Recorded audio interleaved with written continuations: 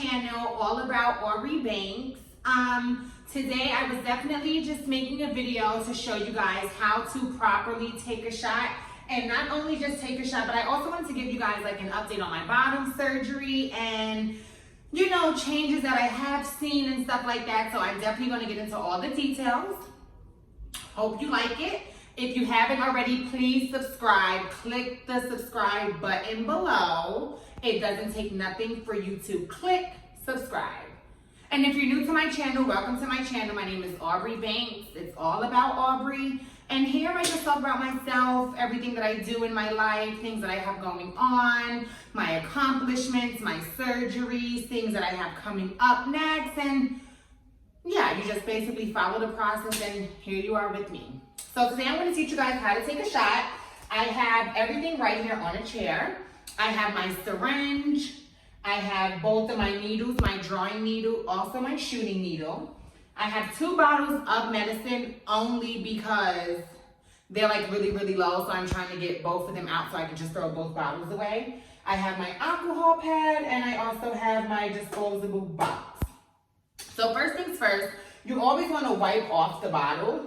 It doesn't matter if someone wiped the bottle off before you, if you're sharing it like me and my girlfriend, we share our bottles with each other. It doesn't matter if she had just wiped the bottle before me, always wipe the bottle. So that's your first step. You're going to take your alcohol pad, you're going to wipe the bottles off. Then once you wipe the bottles, you're going to take your drawing needle. Now, if I'm not mistaken, the higher the number, the smaller the needle. The lower the number, the bigger the needle. So this is a 22 gauge, which means this is very small. So I'm going to shoot myself with the 22, but I'm going to draw with the 20 because you follow me. The bigger the number, the smaller the needle. The smaller the number, the bigger the needle. Okay, so you're going to screw this on. You're going to remove the lid. This lid you place beside you. Stick the needle in and draw. Now, being as though I got orchiectomy, and what some people may know it as is called castration, which is my bottom surgery that I had not too long ago. I believe about 1.5 years ago, almost 2 years ago. I removed my testicles, so I don't have no more testicles whatsoever. There's no testicles whatsoever. We're gonna leave that there. So right.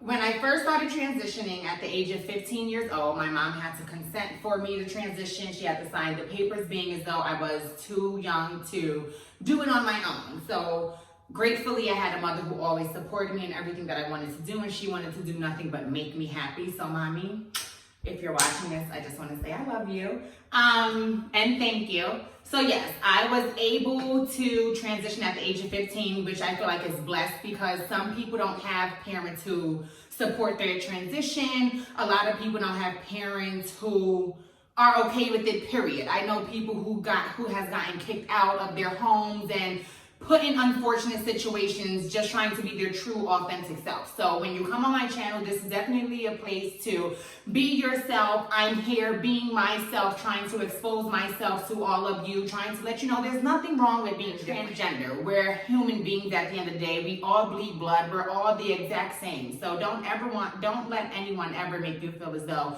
you're different. You're all human beings. So with that being said, at the age of 15, I'm always getting like sidetracked when I start telling the story. I go from one thing to another and then I get lost and then it's just like, okay, where the fuck were I? So right, back to what I was saying, I was 15 years old. My mom had signed the papers. I started off with 2 milliliters every 2 weeks. Now, I know some people say they started off with 1. Some people say they started off with 0.5, 0.6, 0.7. I don't know if it's just a New York thing, but the doctors in Carolyn Lord in New York, they start you off with 2 mLs every 2 weeks. So that's what I was doing. Then I got tested for my levels every 3 to 6 months, if I'm not mistaken. And sometimes my levels would be too high. And the reason why my levels would be too high would be because I thought taking more of the medicine would make me more cunt or make me look more feminine. And in reality, it doesn't. Now you're hurting yourself because now the estrogen that you're putting in your body to stop your testosterone and to produce your estrogen, Now you're turning it back into testosterone by doing too much, by overdrawing your medicine and trying to give you more than what you're supposed to. So that's a big no-no. So I've had several cases where I had to stop transitioning for a little bit so my levels can balance out, and then I would have to go to the doctor, get tested again, test my levels, and then she would say, okay, now we're ready to start you back. So I believe after the first time, they had put me down to 1, and then I've been on 1 every 2 weeks from that point forward. Fast forward to bottom surgery about 1.5 years ago. Now I don't produce no testosterone whatsoever. I barely produced any testosterone back then because I was 15 before puberty hit and everything like that. It stopped me from going through male hormones and male puberty. So yes, I had that acne back then and stuff like that, but I feel like that was like the start of my puberty, but I started transitioning right at the start. So my transition knocked out all of the puberty way before it really got to kick in, so that was great. So like I said, fast forward 2 years ago, 1.5 years ago, I got castrated. They removed my testicles. If you haven't seen it, I believe it is on my page, me getting my bottom surgery. It wasn't that painful. The surgery was about 45 minutes to an hour. I was sleeping, so I didn't really feel nothing when they was doing it. I woke up, I went home the same exact day, and I just started seeing a lot of changes. I was definitely gaining a lot of weight. My body was just going through so many changes. I was trying to catch up with it. I feel like my body was moving faster than what I was expecting it to do, and I just wasn't ready for all of the changes. I never really got to sit down and really think about the decision that I was making. Once they said it takes out all of your testosterone out your body and you'll be more feminine, your look will be more feminine, your body breaks down more. That's like everything that you want to hear as a trans woman. Like, oh my God, I just want to look my best. I just want to look as feminine as possible. Nobody wants to, you know, do this and not really see no results. So I would do whatever it takes to make me look more feminine. So yes, cutting off my testicles and, you know, removing that. If that's what it was going to take for me to look more feminine, then that's exactly what I wanted to do. And without me thinking, that's exactly what I did. So now looking back at it, it's like, you know what, damn, I kind of wish I did at least freeze my sperm or wait it a little longer. And I mean, I had the option to sit down and think about it, but again, like I said, I was young, I was moving fast, I heard feminine, I heard the word cunt. I'm like, okay, that's what I want to be, that's what I want to look, so let me just go ahead and, you know, just be so fast with the process. And I kind of regret it in a way because it's like, you know, there will never be a mini me running around. I would never be able to have a son. I would never be able to have a daughter. And I understand, yes, there's always the option of adoption. But me personally and what I believe in, I don't knock no one for adopting children. I don't knock people who have been adopted because it's not my place to. My whole thing is like, it's not my blood. Like, yes, you can love someone like they're your own. You can love someone like their family. But to me, it's like, it would never be my family. I'm looking at this child that I'm raising, and in the back of my head, it's like, you know, it's not my sperm. It's not nothing of me. So yes, the baby may have my characteristics. I can maybe teach the baby how to grow up and act, and the baby would probably feed off of me and the things that I do as a parent and how I, you know, handle my baby in situations and stuff like that. But the moral of it is, the baby, we don't have the same blood. It's not coming from me. Yes, I can love it like it's mine, love the baby like it's mine, but it's not mine. And that's honestly how I personally feel. Everyone has their own opinions on adoption and things that they want to do with their future when it comes to children. But me personally, I just feel like it's over for children. I don't think I will ever have a kid, being as though I don't have testicles and I can't freeze my sperm. So definitely something people should think about before just hearing, okay, I'm going to look feminine, or okay, this is going to make me cunt. Let me just cut my stuff off now. Like, really make sure you don't want no kids. Really make sure that this is something that you want to do, because here I am, 21 years old, thinking about kids and, you know, all of this other stuff. And it's like, well, it's too late, honey. At 18 years old, you done made the chop. So it's over for you. So just something to think about. I just wanted to, you know, break you down on that. So back to this. So as you've seen, I drew out the rest of that out of that bottle. And now my current dosage is 0.5. Now the reason why my dosage is 0.5 is because, like I said, I had my bottom surgery, and now I don't need as much estrogen put into my body as I did before, being as though I'm not producing no testosterone whatsoever. So now my limit is 0.5 every 2 weeks. And I know you're probably sitting there like, that's nothing. What the hell is 0.5? 0.5 don't do nothing for me. And trust me, I feel the exact same way. But when I look in the mirror sometimes, I'm like, something's a little masculine about your face today, or something's a little off. Because you know how you look when you're consistent in your transition and you're consistently taking your shots every 2 weeks. But being as though I'm castrated and then I'm still taking shots on top of that, it's like my body, I feel like now is all over the place. So I definitely have to keep in contact with my doctor. Make sure that they test my levels frequently so I know if I'm going too above my level or too underneath my level. It's definitely a lot going on when you're castrated and you're still transitioning and you're trying to balance out your hormones and your dosage. Then you have so much going on in your real life, and then you're like, oh my God, I forgot to take my shot today. So you know, it's always great to just stay on a straight path when it comes to your hormones. Always remember your dates that you're supposed to take it. Take it on time. That's just something that you don't want to play with, because like me now, you'll be having doctor's appointments every 3 to 4 months, making sure the levels is correct. You know, it's just something that you don't want to go through if you have the option not to go through it. So back to what I was saying, I draw 0.5. I normally draw a little bit more than 0.5. I always feel like when you remove it, there's always like a little bit of medicine that comes out. And yes, you lick it. You know, you lick it off your leg, lick your finger, or you put the medicine on your nipple. People say you put the medicine on your nipple to make the nipple grow, but here I am, triple D. I don't need no more. I don't need nothing to grow no more, so no. But like I said, I always do at least 0.6 instead of 0.5, just in case a little bit of medicine do come out. It's that little 0.1, and the whole 0.5 went inside of my leg. So here we are, 0.6. I don't know if you guys can see that. So you remove this, now you flap this back on. This is your safety guard. Always flip this safety. You do not want to make no mistakes. You don't want to poke no one. You don't want to do none of that. Put your safety guard on, period. When you get in the car, you put on your seatbelt. When you remove this needle, you put on its seatbelt. So now we're going to remove the drawing needle. I always like suck the rest of the medicine out of it just so it can go in my system. Some people may feel like it does something for them. Other people may not. I don't know. That's just what I do. And then here I am. I'm going to take my sticking needle and I'm going to attach that on. And like I said, being sanitary is always key. So I have another wipey, another alcohol pad. You're going to wipe it in the area that you're going to shoot. So can you see my thighs? You can see my thighs.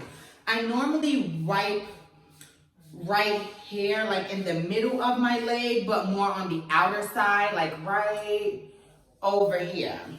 And I wipe over here because this is where I feel like most of my fat is, like right here. I wouldn't say down here, you're not really supposed to. It's all like in this circle area, right by your pelvis, a little down, but like not too far.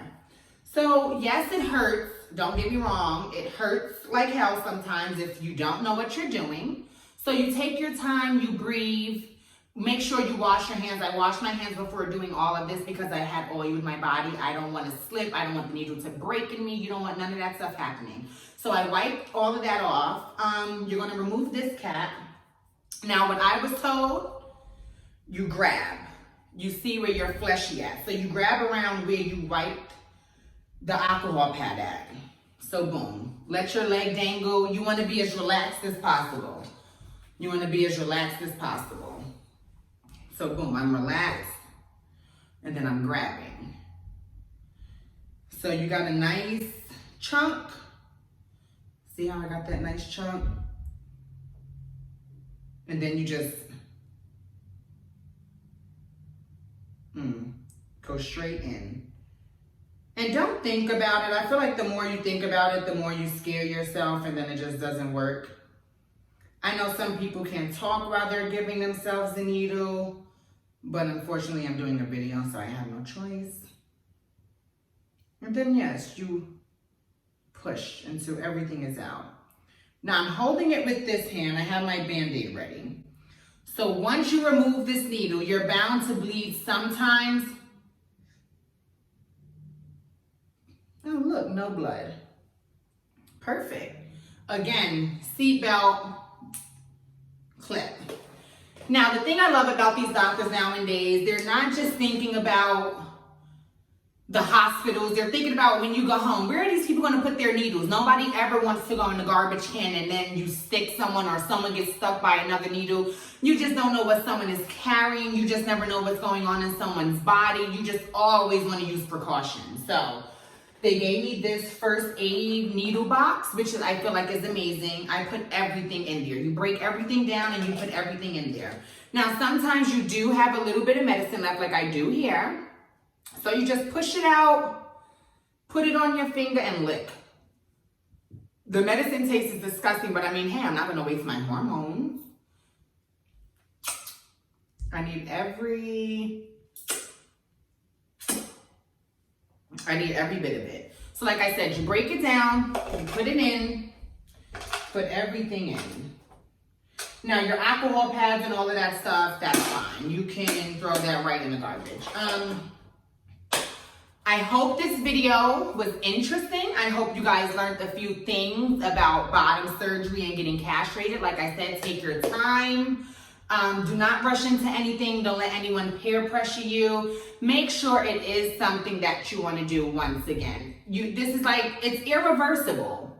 It's like getting breasts. Yes, you may be able to take your breast out and, get a breast reduction or cut your breast off. But it's like taking this out or removing your testicles. I don't know. I don't feel comfortable saying testicles, but then again, I don't feel comfortable saying balls. But removing your bottom part or any parts of your bottom, just please make sure you know what you're doing. Like I said again, it's irreversible. So once it's gone, you can never do nothing about it. And I'm sitting here thinking, I was laying down the other day and I'm like, damn, I think I want a kid. I want a child.